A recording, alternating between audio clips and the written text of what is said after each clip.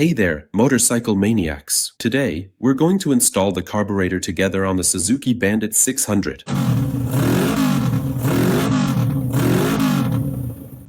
The model is called GSF600, internal designation GN77B, from the year 1997. As always, I'll show you how to do this using a single carburetor. The other three are built exactly the same, so you can handle those on your own. I've already laid out a fresh repair kit here, and for assembly, a bit of silicone grease works really well. One important note, please make sure to take a quick look at the video description. If I forget to mention something or if any new information about your carburetor comes up later, I can add it there. You'll also find in the video description an email address for a professional to whom you can send your carburetor for ultrasonic cleaning. Another question I often get is, does the carburetor uncle actually make any money from this?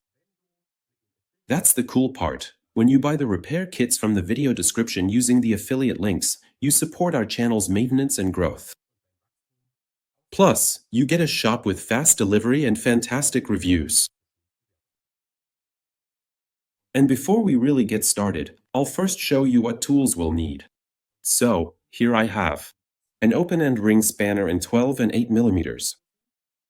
Here I have flathead screwdrivers in different sizes, a Phillips screwdriver in size PH2, a thin fuel hose, a small powerful flashlight, and a small needle nose pliers. Before I really get started with the assembly, I always like to check various things for flow. Here we have the channel, this little pressed-in nozzle here, which is permanently installed there. Fuel is directed to the choke through this channel. So here, I simply use my little fuel hose that I mentioned at the beginning to check if there is a passage here. And if you take a look, down there is another small opening, right there. You need to cover that one. And then I'll do that in a moment, you can press the hose flush onto the top here and blow through from the other side. I'll go ahead and do that.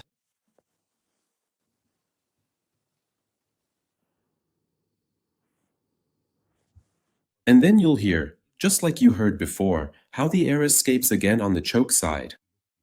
So that's clear. And then there are two more things here that we'll check today with the lamp.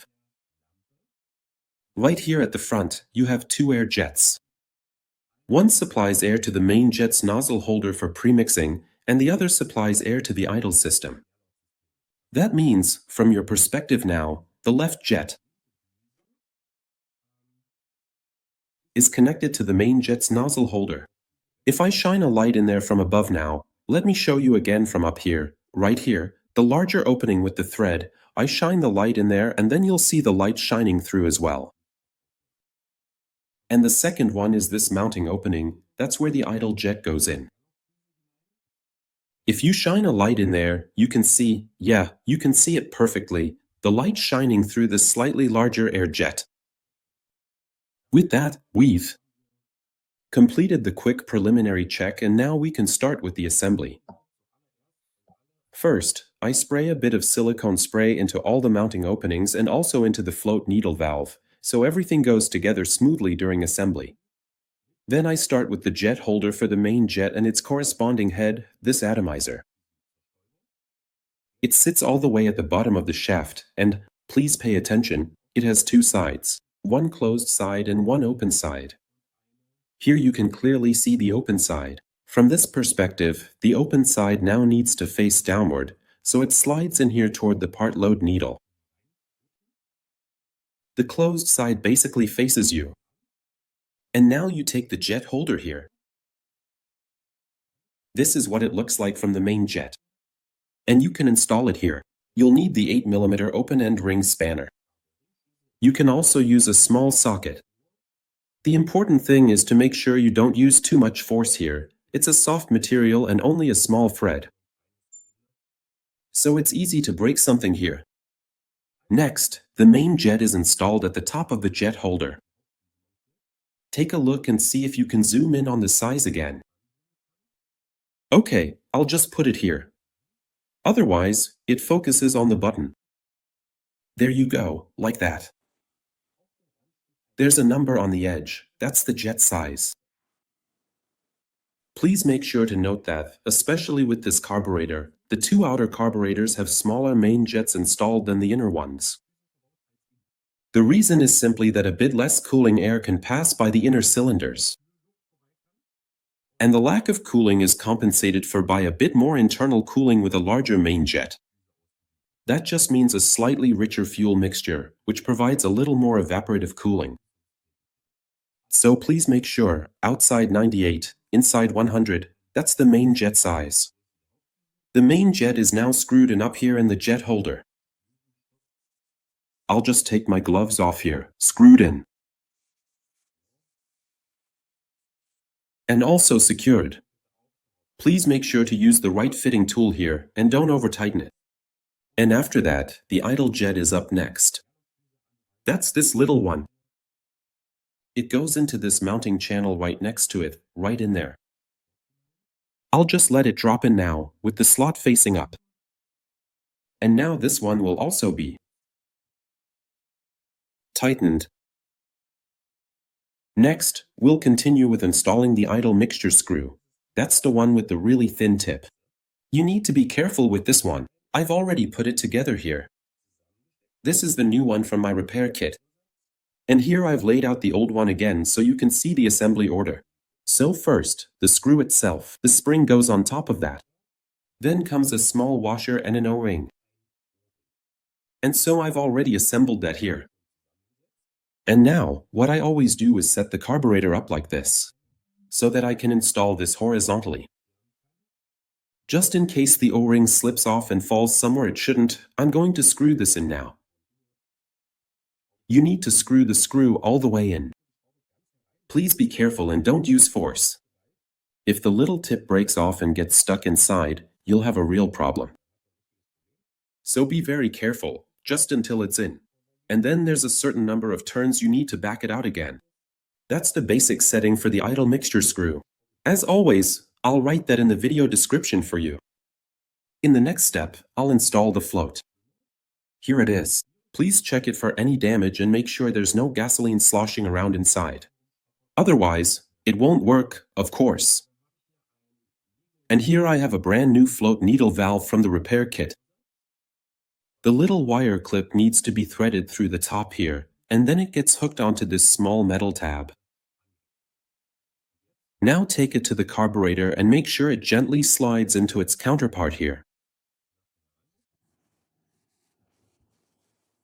I could really use a third hand right now to show you this properly. Alright, very carefully. Then hold the float in position and you can slide this little pin, which holds everything in place, in from the side. This should go in very, very easily, so please don't use any force here. Otherwise, you won't be able to get it back out, and it just sits loosely in here. Let me show you how it works. So, in the float chamber, you have these two bridges here. And they basically keep the pin from slipping out of place. Alright, now I already have the lid in my hand. The lid needs a new gasket. This one is really, really squashed flat. The new gasket is already over here.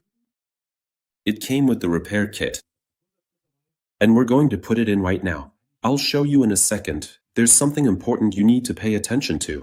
If you look closely, you'll see that this little curve here isn't symmetrical. There's a longer straight section here, and over here there's just a small curve. And the gasket for the lid is shaped exactly the same way. And sometimes it sits in there a bit twisted, so you can't really tell. So lay it out straight, very carefully.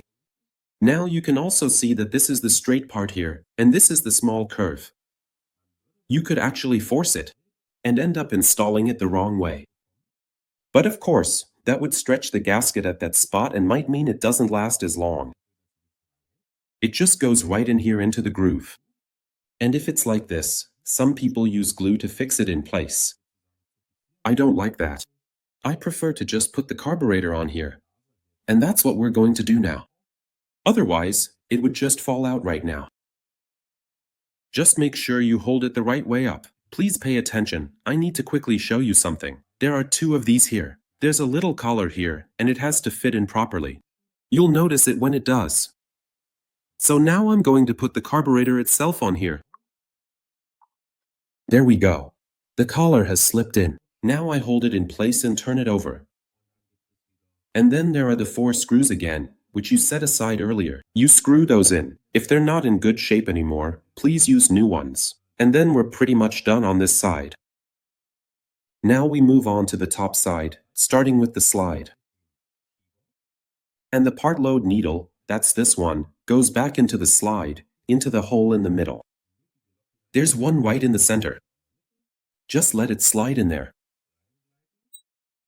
Then you look down here, and then the slide is mounted up here. It has a front and a back. So there's a specific direction. In this one, it doesn't fit in. The shape is designed so that it won't go in that way. It goes in this way, and you need to make sure that the needle down here you can see it clearly, that the needle slides into the nozzle holder down here. Once the slide is in, place the edge of the diaphragm neatly into the matching groove here. If it doesn't fit here, maybe because you had a few days between disassembly and reassembly, it can happen that a diaphragm shrinks a bit when it dries out.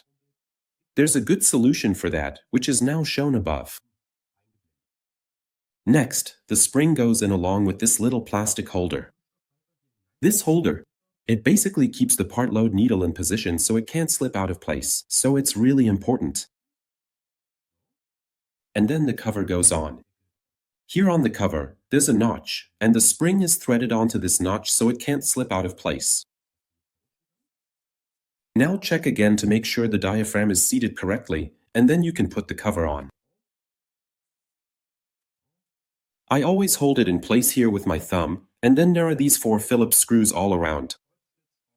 You screw them in and fasten them securely, and once you've done that, you move on to the choke. The choke piston is mounted here on the side.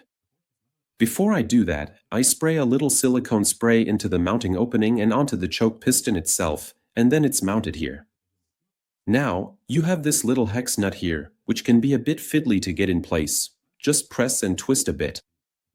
Be careful, it's just a plastic thread.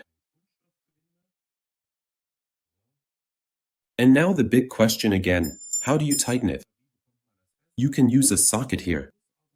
With the others, there's a bit less space, but you can also put a socket on and turn it with pliers. Of course, you can also get creative here when using an open-end wrench. But please be careful not to damage the small hex on the plastic here. It doesn't have to be super tight either. Once the 4 piston rods are in, you can put the carriage on. Oh, and very important, it was screwed in here, here, and here. There were actually only 3 screws installed here. That's often the case with the original as well. And underneath here, these little plastic washers still need to go, so that everything slides smoothly. Alright, and now I'm going to do that everywhere as well. A little bit of silicone spray on it.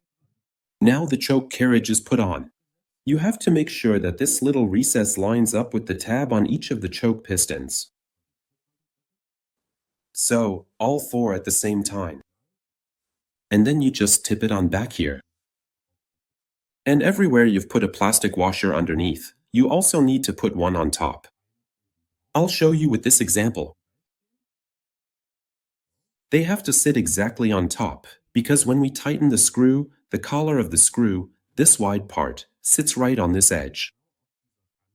So you don't press it together too much, otherwise it won't be able to move. I'll quickly show you here with this example.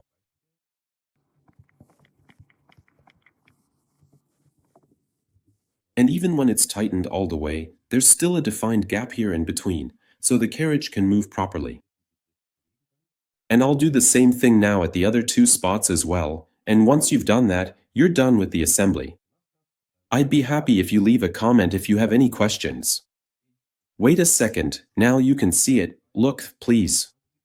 This one has moved here, so it needs to be pushed properly into its seat again so that it sits correctly.